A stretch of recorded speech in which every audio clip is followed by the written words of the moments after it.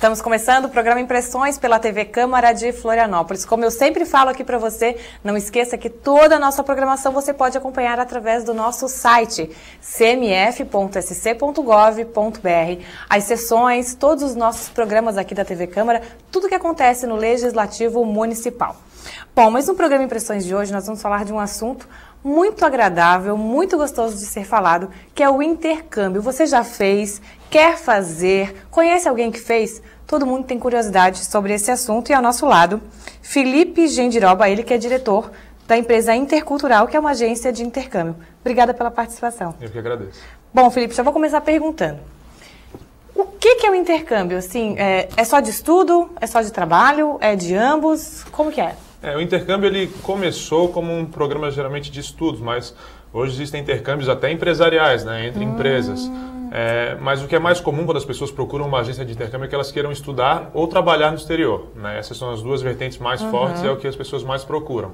E aí existem intercâmbios de mais curta duração, mais longa duração, para várias faixas etárias, cada um com uma característica ou outra, né? Então, e também cada país tem as suas características e tem tipos de intercâmbio que funcionam num país e não funcionam em outro. Pois é, Felipe, o intercâmbio a gente está muito acostumado a falar de Estados Unidos, mas o intercâmbio pode ser para vários outros países. Pode sim. Quais são os países mais procurados? Geralmente são os países de língua inglesa, né? Então, Estados Unidos, Canadá, Austrália, Nova Zelândia, Inglaterra, Irlanda, África do Sul. Mas tem também uma demanda para países de língua espanhola, então a Espanha, a própria Argentina, Equador, países aqui da América do Sul também permitem que se faça intercâmbio. Alemão na Alemanha ou na Suíça, o que mais? Italiano na Itália, francês na França.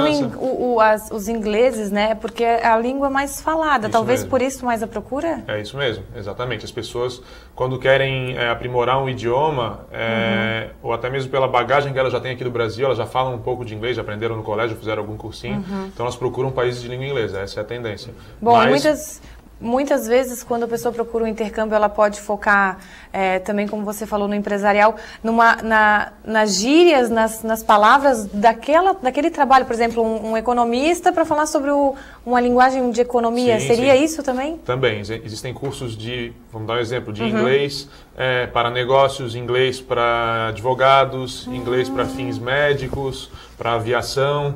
Né? Então, tem algumas profissões que exigem um pouco mais que a pessoa tenha um segundo idioma, e geralmente o inglês.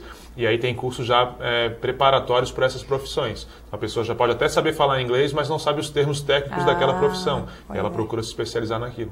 Bom, Felipe, a gente teve faz poucas semanas a capa da revista Veja falava sobre essa dificuldade do inglês para os adultos. Está muito comum essa ida de adultos para aprender uma língua. Como é que vocês têm acompanhado na agência de vocês? A procura maior ainda é por jovens, adolescentes ou universitários, né? Até pela disponibilidade de tempo, né? Das férias do colégio, das férias da faculdade. Então, isso é mais comum. Mas existe sim uma demanda cada vez maior de profissionais e até de pessoas já aposentadas, né? Pessoas da terceira idade querendo fazer um curso. Porque o intercâmbio ele não é só uma forma de se aprender, ele também é uma forma de se fazer turismo mais barata, né? Porque se você for pensar... Como assim? Explica melhor. Eu vou te explicar. Vamos pegar um exemplo de Nova York. Tá? Vai fazer um pacote de turismo para Nova York de uma semana. Uma diária de hotel em Nova York vai te custar em torno de 250 a 300 dólares. Um hotel mediano, hotel 3 estrelas, por exemplo. Então, numa semana, tu vai gastar em torno de 2.100, 2.500 dólares, dependendo do tipo de hotel que tu fores ficar. Tu pode ficar um mês em Nova York fazendo um curso de inglês com o mesmo valor, praticamente. Olha, e daí já paga a acomodação e o curso. Exatamente. Entendi. Então, tem pessoas que querem ter essa experiência, essa vivência de morar na cidade por um tempo maior e o intercâmbio possibilita isso. Então, assim, existem várias frentes de intercâmbio que podem permitir que a pessoa fique mais tempo lá também. Eu citei um exemplo de um curso de idiomas, mas a gente tem um programa que se chama Au Pair, por exemplo, que é um intercâmbio de trabalho como babysitter, como babá de crianças, em que a pessoa, as meninas geralmente, ele é mais voltado para as meninas, moram com uma família hospedeira e ficam lá durante um ano, podendo estender por mais um ano, então até 24 meses, estudando, cuidando da criança ou das crianças dessa família, recebendo um salário em troca disso. E são intercâmbios baratos. Esse intercâmbio é subsidiado pelas famílias que querem receber as au pairs. A au pair aqui no Brasil vai pagar em torno de 700 dólares. já com passagem aérea, com, enfim, com todas as despesas que ela precisa para viajar. Nesse caso, essas pessoas, essas garotas, elas precisam saber o inglês. Nesse caso, já tem que ter um inglês pelo menos intermediário. Entendi. Não precisa ser um inglês fluente, mas ela já tem que saber se comunicar um pouquinho. Mas chegando lá, ela consegue colocar em prática o que ela aprendeu e aí deslancha muito mais rápido. Bom, né? e tendo contato com a criança, o inglês se torna mais fácil, porque a criança também está aprendendo inglês, né? E não tem aquela vergonha, né, de falar errado. E o intercâmbio, um curso de inglês, um high school, que é o ensino médio no exterior, um programa de trabalho, enfim, o aprendizado ele não se dá só na sala de aula. Né? A gente fala de imersão, que a pessoa está imersa naquela cultura, então tudo que ela vai fazer vai ser falando aquele idioma. Se ela for numa lanchonete pedir um lanche, ela vai falar em inglês. Se ela estiver trabalhando, o chefe dela vai falar com ela em inglês, os colegas vão falar em inglês. Se ela estiver na sala de aula, é óbvio. Né? Se ela estiver morando com uma família hospedeira, ela vai estar se comunicando com essa família também, sempre em inglês, ou em francês, ou em alemão, que seja. Bom, ela vai ter que viver, né? Exatamente. Porque tem placas de trânsito, tudo que ela vai precisar, tá? E fazendo um comparativo, se a gente pensar numa aula de inglês aqui no Brasil, né? Geralmente a pessoa vai lá e cursa, faz um curso que tem 2 aulas por semana, de 1 hora, 1 hora e meia, com mais 12, 13 alunos na mesma sala. Né? Então, ela... Se dividir o tempo, ela vai estar falando em média meia hora por semana e olhe lá. E lá ela vai estar falando 24 horas por dia, isso. Então a evolução é muito mais rápida. Existe esse comparativo, é verdadeiro, de que um mês de aula, de um mês no exterior equivale a um ano no Brasil? Acho que não chega tanto, mas a um semestre sim. Tá? Porque, por essa convivência? Exatamente, pela imersão, pela carga horária das aulas também, porque quando se vai fazer um curso só de inglês, lá nos Estados Unidos ou na Inglaterra, enfim, tu vai fazer um curso que vai ter uma carga horária de 20 a 30 horas por semana. Tá? Então, só nessa carga horária, vamos supor que tu faça num curso de inglês aqui 3 horas por semana, tu precisas de 10 semanas para se equivaler a uma semana de curso lá. Então, um semestre, a gente costuma dizer que um semestre um semestre aqui, desculpa, se equivale a um mês lá. Bom, Felipe, antes, né, não vou dizer tão antigamente, porque faz pouco tempo, as garotas que faziam seus 15 anos, elas ganhavam a festa, a viagem para Disney, a famosa viagem para Disney. É verdade que hoje esse presente está sendo um intercâmbio? Em alguns casos, sim. Bom, aí a gente tem que falar de diferentes pessoas, diferentes porque a pessoa de poder aquisitivo, chega até né? a empresa, a empresa de intercâmbio, e ela vai ver quais são as oportunidades que tem. Vocês fazem esse trabalho. Exatamente. Então tem alguns que preferem viajar, às vezes pode ser um intercâmbio de curta duração ou fazer um intercâmbio que é um ensino médio no exterior, que ela fica um semestre ou fica um ano morando com uma família hospedeira ou morando num internato, que tem escolas que são internatos.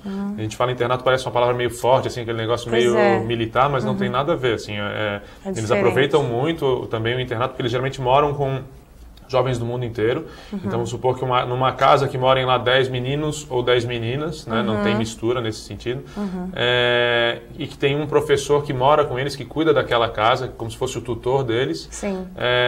Então, eles vão estar em contato com culturas diversas, frequentando aquela escola e podendo fazer as coisas que normalmente eles fariam também numa casa de família, que essa é uma tendência que vem crescendo bastante, né, das pessoas não quererem ficar em casa de família e querer ficar no internato. Porque para o europeu isso é muito comum, para o americano, para o canadense já não é tanto. Então também é uma diferença de país para país. Mas então a gente tem acompanhado essa tendência e a faixa etária mais indicada para eles participarem desse tipo de programa é justamente nos 15, 16 anos, quando eles já têm uma maturidade um pouco maior aqui no Brasil, já estão também mais encaminhados e não estão ainda no período de se preocupar tanto com o vestibular, né? Porque também é uma coisa que exatamente, que impacta bastante a vida do jovem. Bom, Felipe, uma preocupação dos pais é como os pais de lá vão receber os filhos, né, daqui. Como é que os pais de lá são selecionados? Como é que funciona? Bom, a gente tem que falar de 2 tipos de família hospedeira, né? Tem primeiro as famílias que recebem intercambistas que vão fazer cursos de idiomas. Essas famílias, normalmente, elas trabalham de uma forma um pouco mais comercial. Quer dizer, elas têm uma casa na qual elas têm um quarto lá disponível, mais de um quarto, e elas fornecem para esse estudante que vai para lá todo o suporte, elas têm algumas regras também, tem que chegar a tal hora, se não chegar a tal hora tem que avisar, tem os horários de refeições que eles oferecem, Mas como o contato geralmente é um pouco menor e com a duração de tempo mais curta, não se cria tanto aquele vínculo afetivo, né? E aí a gente tem já o tipo de família que recebe o jovem por mais tempo. Que o jovem vai ficar um semestre, vai ficar um ano letivo morando com aquela família. Nesses casos, geralmente a família adota esse jovem como se fosse um filho dela mesmo, né? A gente chama de host family, família hospedeira. E o jovem acaba, tanto que é muito comum o intercambista voltar e falar, minha família é americana, minha família é australiana. Já se adotou, né? Exatamente. E vice-versa também, porque depois alguns vêm visitar aqui no Brasil também, os jovens acabam criando esse vínculo. Os pais que recebem lá e os pais que enviam daqui, eles são obrigados a receber alguém de lá? Não necessariamente. Ok. Não necessariamente. Mas geralmente as famílias que criam esse vínculo acabam vindo visitar, depois para conhecer o país também de onde veio aquele intercambista. Mas em ambos os casos, é importante ressaltar que existe uma seleção, né? Então, o parceiro nosso lá fora, o fornecedor, a escola ou a organização de intercâmbio, ela recruta essas famílias.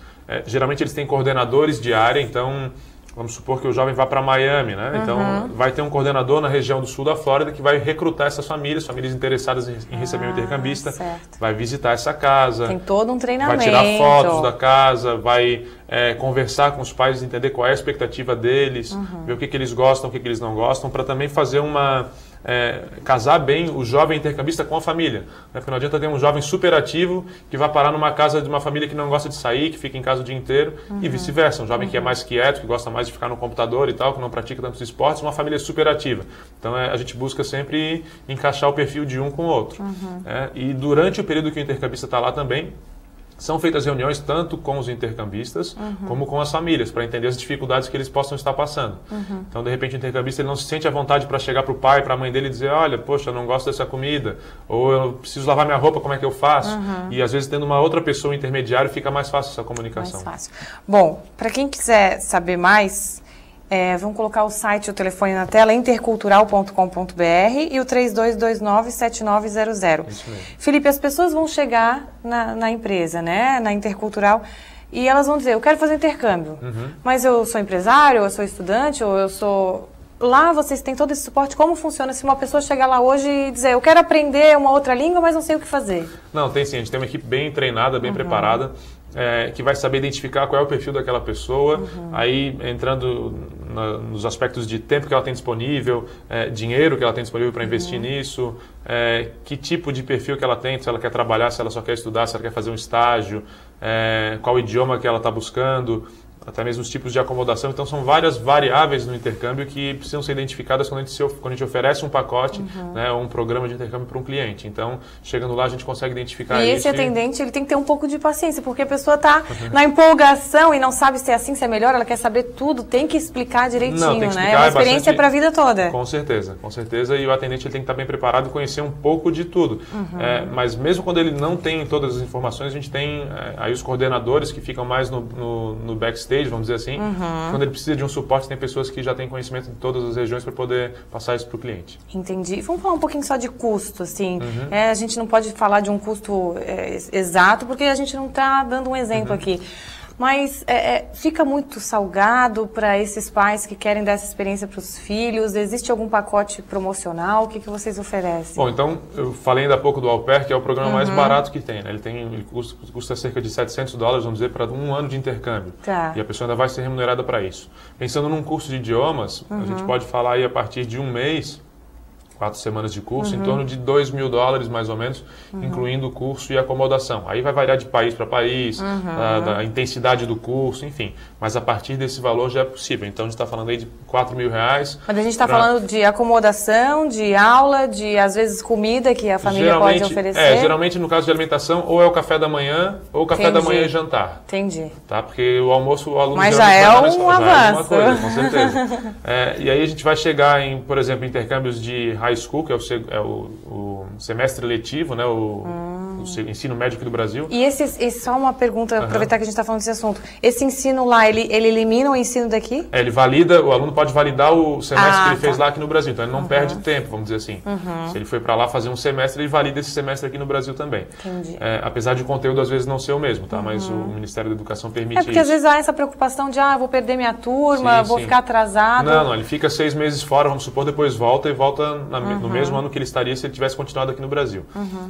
Mas o custo de intercâmbio desse vai variar aí de em torno de $7.000 para um semestre, podendo chegar em casos mais extremos, que a gente tem programas que são mais caros, como é o caso da Suíça, né, que aí já são escolas de internato, então que recebem alunos e cobram por isso em torno de 40 mil, 50 mil francos suíços para um semestre. Isso equivale a mais ou menos 100, 110 mil reais. A Suíça é o lugar mais caro para fazer um intercâmbio atualmente? Para fazer esse tipo de intercâmbio, sim. É o mais caro. Então, mas aí no meio entre esses 7 mil dólares, vamos dizer, e os 100 mil reais, tem de tudo aí no meio. Então, mas a gente pode começar ali com a faixa dos 700 dólares, conforme as falaste aqui. Exatamente. Pô, então tem para todos os bolsos, para todos os gostos, para todas as idades, vocês oferecem? Tem sim. E uma coisa que é importante ressaltar também, tem os programas de trabalho, geralmente o aluno consegue recuperar o investimento que ele fez, né? Então, vamos pegar o exemplo que é o Work Experience USA, que é o intercâmbio de trabalho nos Estados Unidos, nos meses de férias, para universitários aqui no Brasil. Esse intercambista, ele investe aí em torno de 3 mil dólares, entre passagem, pacote, seguro, etc.